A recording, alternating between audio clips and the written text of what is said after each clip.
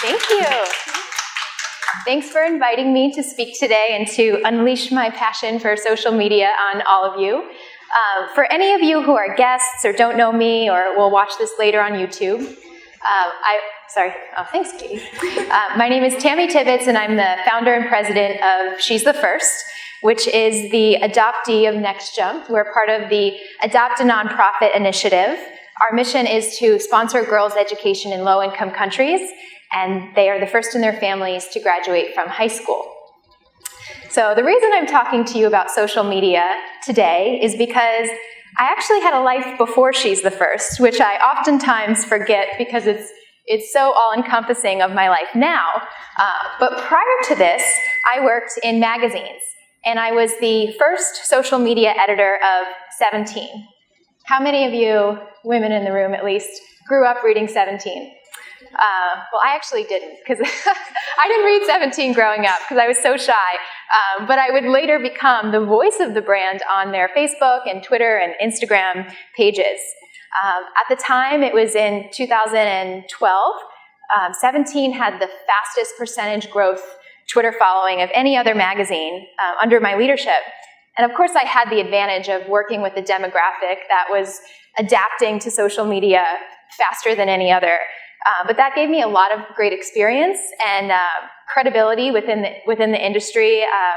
Things like this happen. Like I got to be on the cover of the industry's trade publication Folio, and they're 30 under 30.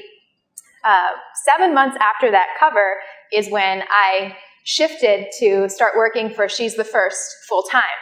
So if you don't know the backstory of She's the First, it was launched as a YouTube video on November 1st of 2009.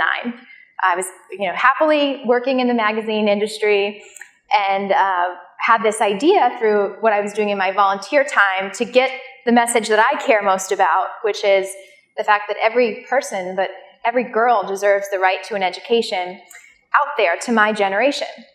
So when we uploaded this YouTube video, we relied on Facebook and Twitter to push that link out to others.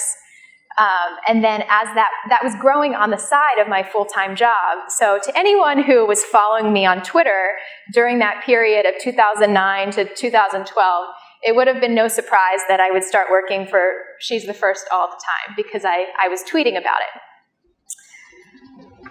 When I spoke to some of you and to my friends about this presentation, I asked, what do you most want to gain from a talk about Twitter?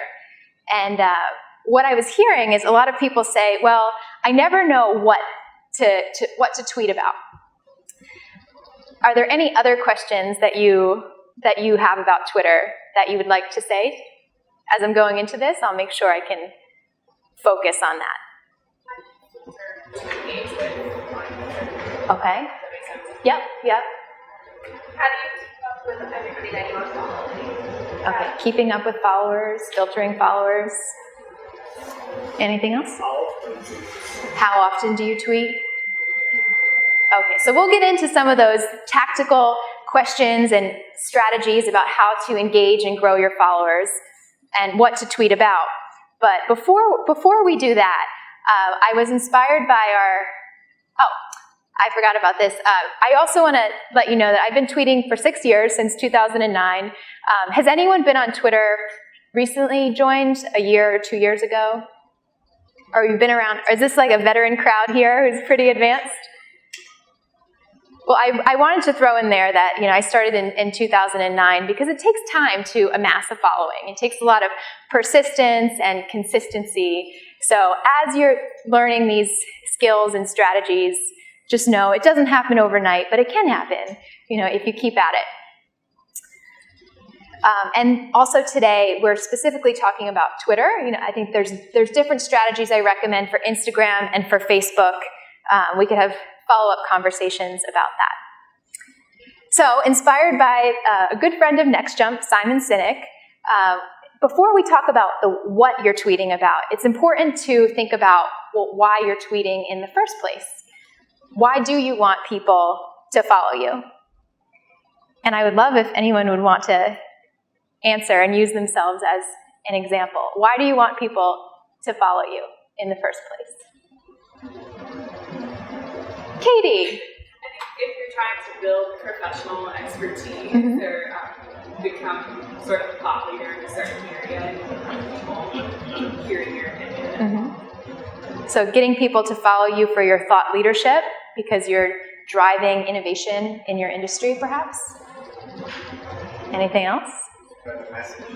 Spreading a message about a social issue, social justice issue that you care about, and environmental issue, health issues. And if you're doing that, then you're sometimes viewed as more credible when you have more followers. And I think that what you're saying is important and that's what people are interested in. Yeah, Lydia said that you can use it as a measure of your credibility.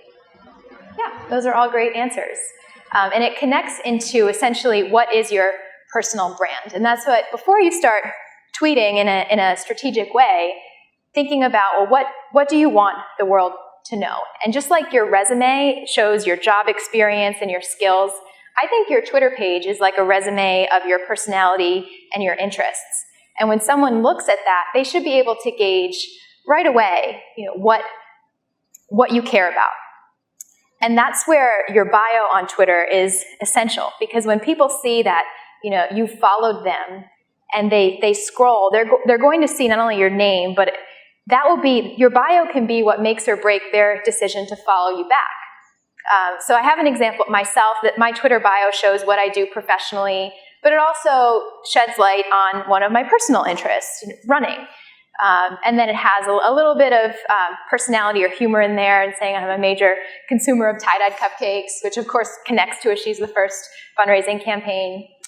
Some other examples I pulled for you, Lauren Bush. Lauren, I think she does a great job as she's the feed bags. She mentions what she does professionally, but you can also sense that she really cares about the environment, that she's creative. And then this is someone, Tom Murphy, who Kristen follows for international news. And he tells you he's a journalist, but you see what his beat is, as we said in the journalism field, what do you cover? But you also see he likes beer and coffee. So unlike your resume, which is more, it sticks to what your trade is, Twitter, you don't have to be exclusively about your job. You can also throw in interests you have. And this is helpful if you really know what your personal brand is, like kind of the 3 to 5 topic areas that you want to be known for. When you're watching your favorite TV show and thinking about live tweeting the Oscars, is that really part of your personal brand? And that will help you make a decision of what to actually put on Twitter versus not.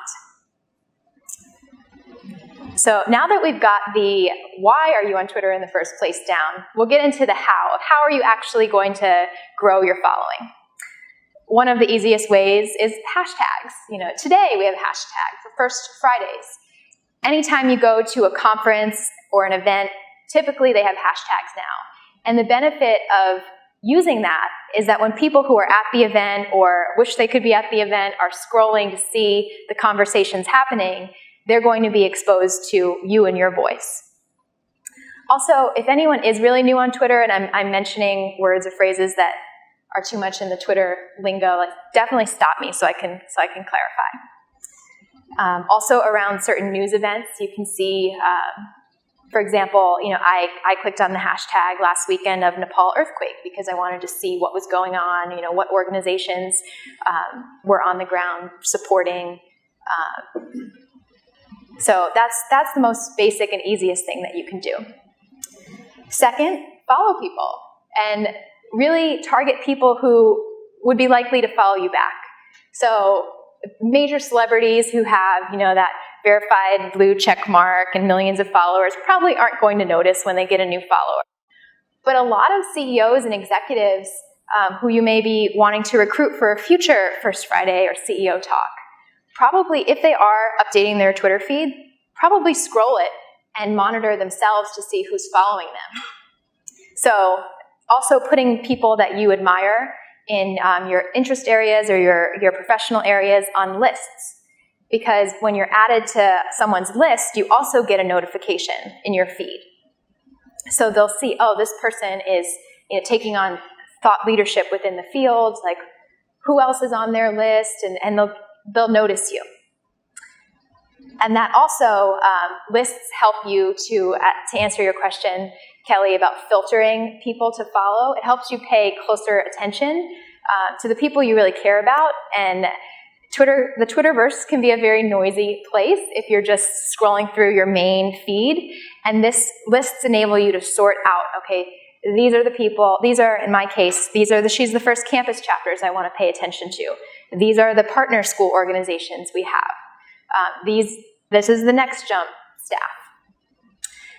So to get followers, you need to give them, as I said, a reason to follow you, which means having good content to post and to share.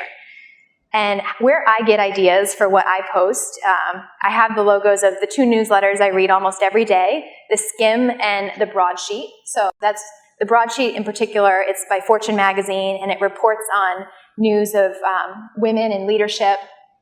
Every day I feel like they're writing about some woman who was just promoted to CEO and is the first female in the company, CEO in the company. And these newsletters typically send at like 6 a.m. in the morning. So when I read it first thing, I can then create tweets that make it seem like I read through, hundreds of newspapers and websites when I woke up in the morning. But people, they learn about it from me first if they don't read those newsletters. And it gives them further incentive because they want to be in the know about breakthroughs in women's leadership. They're going to follow me.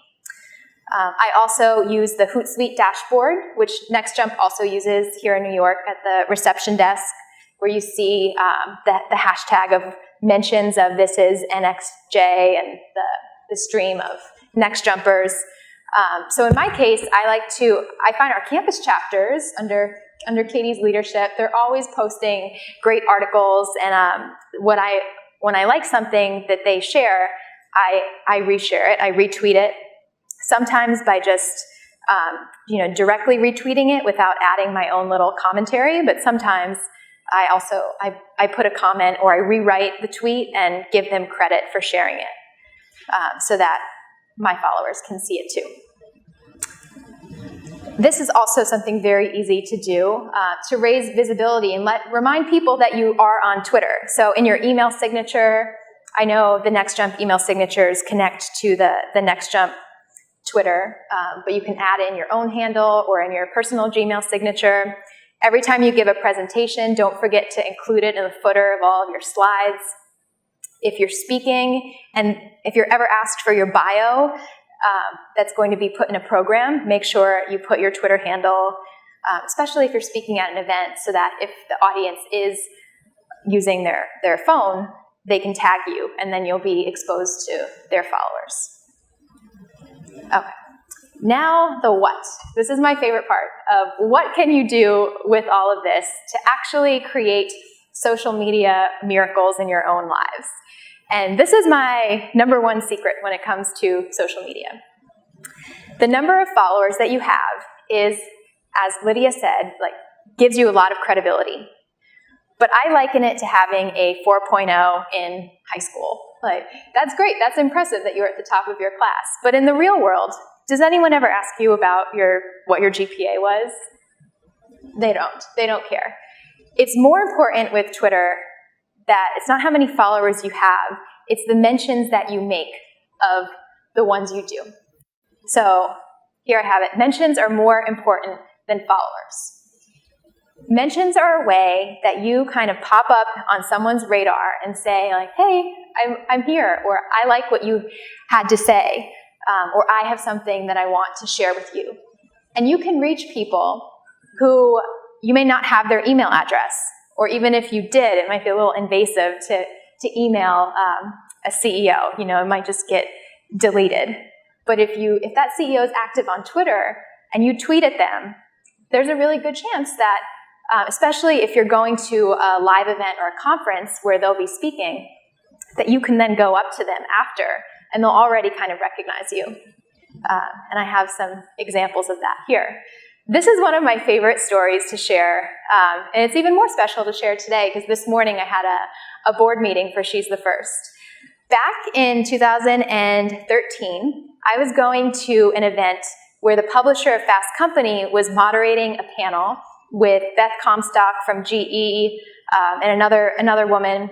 So the first tweet on the bottom in advance of going to the event, I sent a tweet saying directly at those speakers and said, looking forward to meeting you.